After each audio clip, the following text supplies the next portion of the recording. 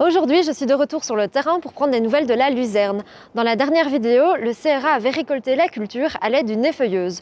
Je suis donc aujourd'hui à la ferme pour savoir ce qu'il en est.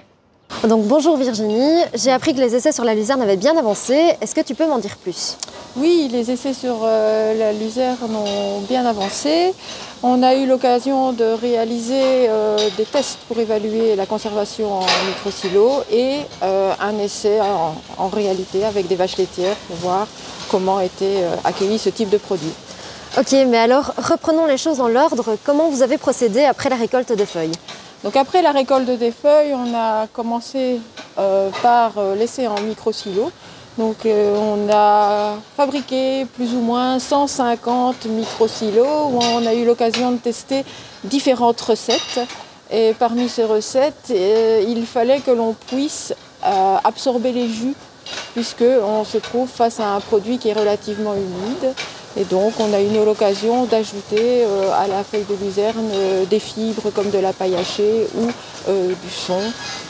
Et un conservateur pour évaluer comment se conservait dans le temps ce type d'ensilage. Donc on a un pas de temps qui va jusqu'à 9 mois de conservation avec une ouverture de micro-silo après 1 mois, 3 mois, 6 mois et in fine 9 mois. Bon, tout cela est bien intéressant, mais maintenant que les vaches ont pu goûter à ce nouveau repas protéiné, je suis bien curieuse de savoir ce qu'elles en ont pensé.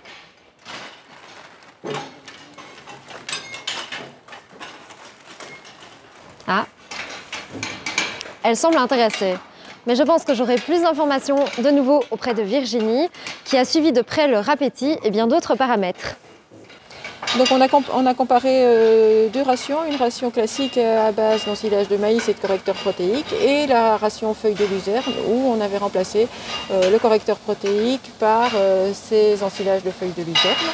Et sur les animaux, on a mesuré si elles le mangeaient bien, on a mesuré les quantités ingérées et on a mesuré leur production laitière ainsi que la composition du lait pour voir si ce type d'aliment pouvait en avoir un effet positif ou négatif sur la composition du lait.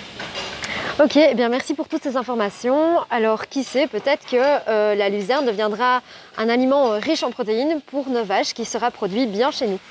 En tout cas, les premières approches qui ont été réalisées, que ce soit au niveau des récoltes, des conservations ou de l'essai préliminaire d'alimentation sur les vaches laitières sont encourageants pour la suite.